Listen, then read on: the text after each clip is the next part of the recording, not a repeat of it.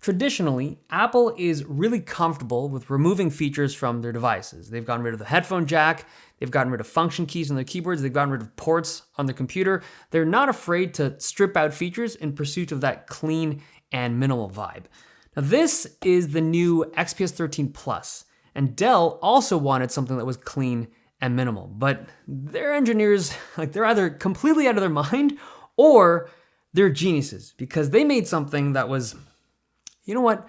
Let me just show you. So on the outside, this looks like a standard XPS product, right? Thin, light, elegant, but when you pop it open, the first thing you'll notice is that there's no trackpad. It's like an invisible trackpad. It's still fully functional, but in terms of the aesthetics, there's not even like a visual indicator as to where the trackpad is. They've also removed the function keys at the top of the keyboard. It's been replaced with a row of capacitive buttons. And the first comparison you might draw is like, that looks a lot like the touch bar from Apple's MacBooks. It's like after 4 or 5 years, Apple got rid of it and Dell was like, give me that. I want to use it in this thing.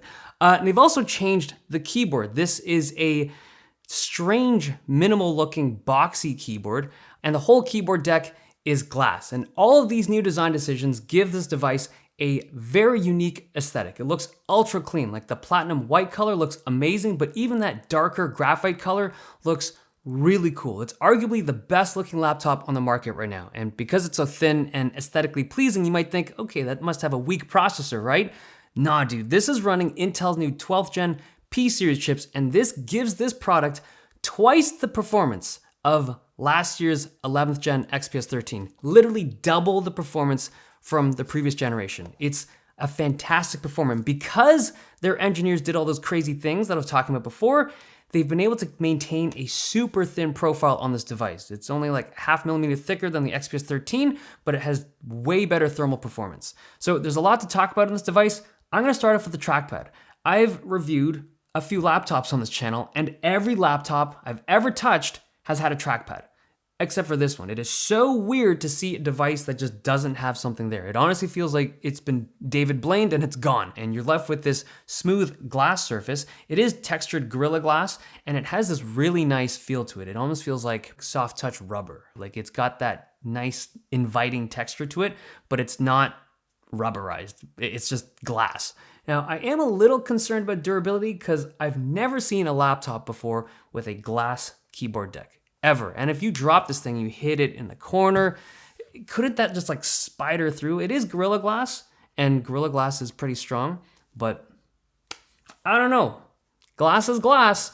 Also, there's no movement to this trackpad. And I mean movement like when you click it, it doesn't go up and down like a cantilever or anything like that. It's just a solid surface that has haptic sensations, similar to MacBooks, where when you press it, it gives tactile feedback. But this has a series of haptic motors underneath to give the user kind of precise tactile feedback as to where they're clicking. So on a MacBook, when you click it, there's just one haptic motor, a big one that moves the whole trackpad or vibrates the whole trackpad area. On this, because there's a bunch of them, it'll kind of localize the sensation of where you're clicking. So on a MacBook, if you take 2 fingers and you touch it and you tap just on one finger, you'll feel a vibration on both fingers. But on this one, when you press it and 2 fingers on the trackpad, you press it, only one of them has the sensation of it being clicked. It's pretty cool. The area of this invisible trackpad is pretty large, and as you move your finger off that area, the tracking just stops working. As you pull it back in, it resumes again.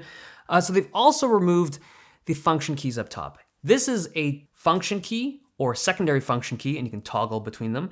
But in terms of the actual functionality of this series of keys, they just work like capacitive buttons.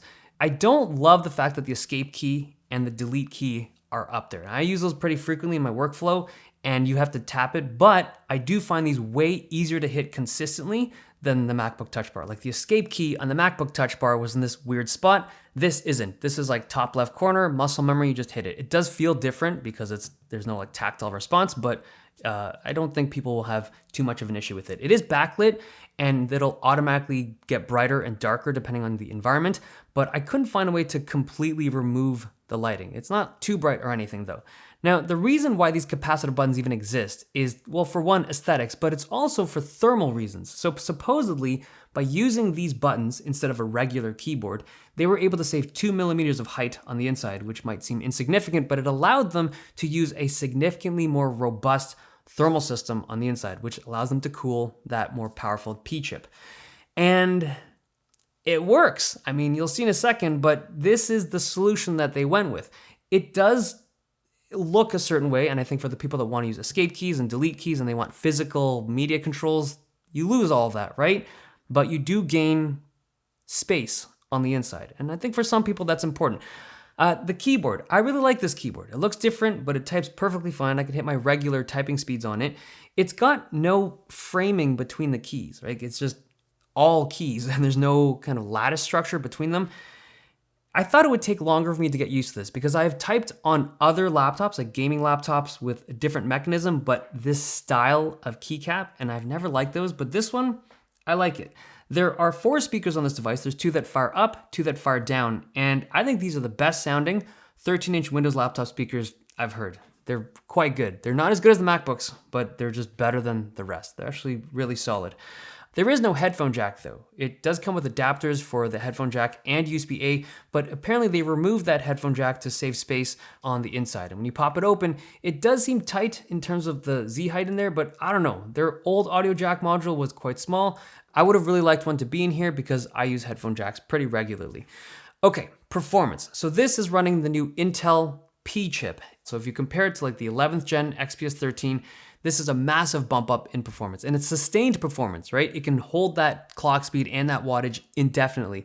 It does run hot though. It'll hit the full 100C, and I feel like on a system like this, Intel chip, small device, everyone's gonna have that kind of temperature at the top end, but this device has quiet fans. Like I feel like, on an XPS 13, quiet fans is great, right? A lot of users want quiet fans, but you had the opportunity, I guess you still do through software tweaks, you can just crank the fans a little bit faster. In terms of graphics, these are still running the Iris Xe graphics, which was cool last year, but compared to what AMD has with their Ryzen RDNA 2 graphics, this is just kind of mediocre at this point. So if you want to play games, this ain't the move. It does have Thunderbolt 4 ports, like 2 of them, so you can connect it to an external GPU if that's what you want to do. Now, there are 2 screens I was able to check out. There's a full HD panel, which is my favorite of the bunch. It's very bright, great colors, and full HD is still really sharp on a 13-inch device like this. And then there's a 3.5K OLED panel, and this is the most vibrant of the bunch. It's got really punchy colors, and the blacks are just black because it's OLED tech, and it's really good for viewing media. But my favorite is really that full HD panel. It's just really nice at this kind of form factor. Plus you get better battery life, especially with viewing media. So that's the screen that I'd recommend, unless you have like a clear need for the higher resolution. And there's also a 720p webcam up top, which supports facial login through Windows Hello. Now inside, you're looking at just a single stick of storage that you can swap out, but everything else is baked on. Now the price on this device is expensive. It's a $1,300 product at the base model. Now, the first reaction I had was like, oh my God, that is crazy expensive. The flip side to it, like the argument to it, is that this is double the performance of last year's model. So last year's model, I think, started at $1,000 at the base, and it went up as you got higher configurations, but this is like a solid $300 more expensive at the base. But this is a premium device, right? It's an XPS 13. The design, sleek. The performance, exceptional. The pricing, LOL, right? It's like, it's XPS 13, but with some heavy Apple vibes coming off of it. They removed the regular trackpad. They removed the function keys. They removed a bunch of the ports. There's only 2 of them left. They've removed the headphone jack. It's heavily stripped out. Now, I do give them respect just for what they were trying to achieve here. Like the simple or easy way to have done this, or like the lazy way to have done something like this, to be able to fit that new P chip, is just bigger system, more fans, louder fans. Anyone could do that, right? But they went for something that is just really different. And I think their solution to this, or their kind of approach to this, is commendable.